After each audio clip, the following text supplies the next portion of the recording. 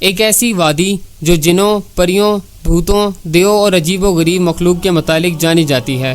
ایسا پہاڑ جہاں ہمیشہ اندھیرا ہی رہتا ہے، چاند اور سورج کی روشنی وہاں کبھی نہیں پہنچتی۔ وہ وادی جہاں آج تک کوئی شخص نہیں پہنچ سکا۔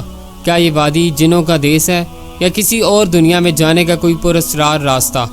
دوستو، آج کی اس ویڈیو میں ہم کوہ کاف کے متعلق حیرت انگیز انکشافات سے پردہ اٹھائیں گے۔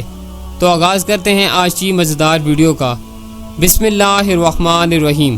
شروع کرتا ہوں اللہ تعالیٰ کے بابرکت نام سے جو بڑا مہربان، نہایت رحم کرنے والا ہے۔ کوہ کاف کا نام سامنے آتے ہی کوئی گمشدہ عربی کہانیاں ذہن میں جاگ اٹھتی ہیں۔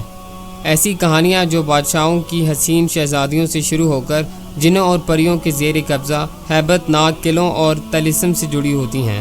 ایسی کہانیوں کا مرکز عام طور پر یہ ہوتا ہے کہ فلاں ملک کے طاقتور بادشاہ کی حسین اور نرم و نازک شہزادی کو فلاں جن یا دیو نے اغوا کیا اور کوہ کاف کی کسی وادی کے تاریک محل میں جا کر قید کر دیا۔ اس طرح کی کہانیاں ہندوستان، ایران اور عرب علاقوں کے افسانوی اور ادبی کتابوں میں اہم مقام رکھتی ہیں۔ تحریری شکل میں موجود ہونے کے علاوہ یہ داستانیں سینہ بسینہ روایتوں کی شکل میں بھی منتقل ہوئی ہیں۔ کوہ کاف عربوں کے مشہور افسانوں میں ایک افسانی پہاڑی سلسلے کا نام ہے۔ اسلامی روایتوں میں کوہ کاف کو جنوں کا وطن کہا جاتا ہے، جسے خدا نے چمکتے زمرد سے بنایا ہے، جبکہ ایرانی روایتوں کے مطابق یہ علاقہ شمالی قفقاز کے علاقوں میں تھا، جس علاقے کو انسانوں کی کسی حکومت نے بھی قبضہ نہ کیا، کیونکہ قدیم علم میں ان بلند پہاڑی علاقوں کو اسرار میں ڈھانپ رکھا تھا۔ کوہ کاف دراصل ایک طویل پہاڑی سلسلہ ہے۔ یہ زمین کا سب سے دور دراز مقام کہا جاتا ہے، جو داستانوں میں زرتشت کی زمین اور سیمرغ نامی پرندے کی وجہ سے مشہور ہے۔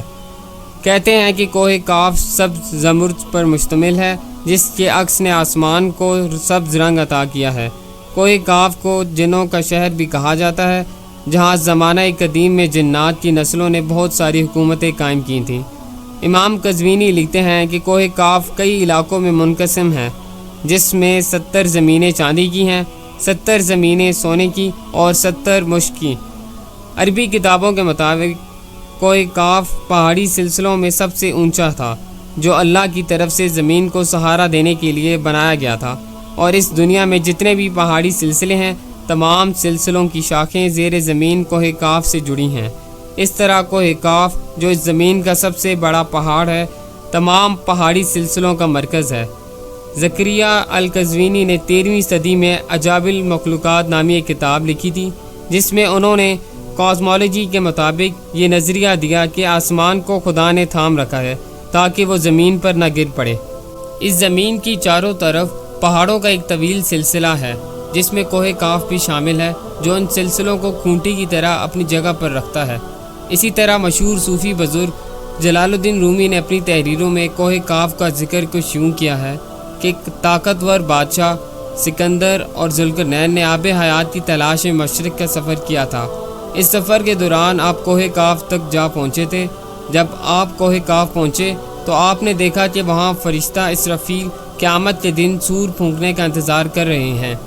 صوفیہ کرام کے نزدیک دراصل کوہ کاف اس زمین میں موجود کوئی پہاڑ نہیں، بلکہ کوہ کاف سے مراد عالم روحانی میں واقع وہ پہاڑی سلسلہ ہے جو بذریعہ کشف اولیاء کرام کے مشاہدے میں آتے ہیں، جیسا کہ خواجہ فرید الدین عطار جیسے صوفیہ کرام نے اس تصور کا مشاہدہ کیا ہے۔ طریقت میں کوہ کاف کو شعور کی حد اور شاگردوں کا ہدف سمجھا جاتا ہے، جسے پا کر بندہ فنافی اللہ کے درجے تک پہنچ جاتا ہے۔ بہت سارے لوگوں کا یہ ماننا ہے کہ یہ لفظ کاف کسی چیز کے مرکز کو ظاہر کرتا ہے، اور یہ لفظ اتنا مقدس ہے کہ قرآن میں پوری ایک سورہ کا نام سورہ کاف ہے، جو اس کاف پہاڑی کی طرف اشارہ کرتی ہے۔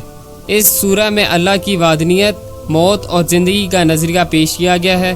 کوہ کاف جغرافیائی اعتبار سے ہماری زمین میں کہاں موجود ہے، اس سے متعلق نظریات پائے جاتے ہیں۔ زیادہ تر مورخین کا اس بات پر اتفاق ہے کہ عربی داستانوں کی کوہ کاف دراصل موجودہ روس میں قفقاز یعنی ماؤنٹ کیککس نامی ایک پہاڑی سلسلہ ہے۔ یہ علاقہ یورپی روس میں بحر اسود اور بحر قزوین کا درمیانی حصہ ہے، جس میں آرمینیا، آذربائیجان اور قزاقستان، روس اور چچینیا جیسے ملک شامل ہیں۔ یہ علاقہ قدرتی حسن سے مالا مال ہے، جہاں جانوروں اور پرندوں کی بے شمار اقسام پائی جاتی ہیں۔ جھیلیں، آبشاریں اور چھوٹے چھوٹے چشمے دیکھ کر ایسا معلوم ہوتا ہے گویا جنت زمین پر اتر آئی ہو۔ یہاں انسانی آبادی بہت ہی کم ہے۔ یہ پہاڑی سلسلہ ایشیا کو یورپ سے جدا کرتا ہے۔ اگر کوہ کاف کو خلائی سیٹلائٹ سے دیکھا جائے تو یہ علاقہ سفید پٹی جیسا نظر آتا ہے، جبکہ بعض محققین کا خیال یہ ہے کہ کوہ کاف انٹارکٹیکا کے ان ویران اور برفیلے علاقوں میں موجود ہے جو ہمیشہ بادلوں اور اندھیروں میں ڈھکا ہوتا ہے، جبکہ کچھ لوگ قدیم دور کے اٹلانٹس سٹی کو ہی کوہ کاف قرار دیتے ہیں، جو کسی بڑے عذاب کی وجہ سے تباہ ہو چکا ہے۔ جدید فزکس کی نئی دریافت یعنی ڈائمنشنز بھی کوہ کاف کو سمجھنے میں آسانی پیدا کر سکتی ہے۔ دراصل فزکس کی جدید تحقیق کے مطابق ہماری اس کائنات میں کل 10 سے 11 ڈائمنشنز ہیں، جبکہ ہم انسان صرف 3 یا 4 ڈائمنشنز میں زندگی گزار رہے ہیں، کیونکہ ہم ٹائم اور سپیس کی قید میں زندگی گزارتے ہیں۔ ان مزید 6 ڈائمنشنز میں کتنے ستارے، سیارے اور دنیا آباد ہیں، اس کا علم صرف اللہ تعالیٰ کو ہی ہے۔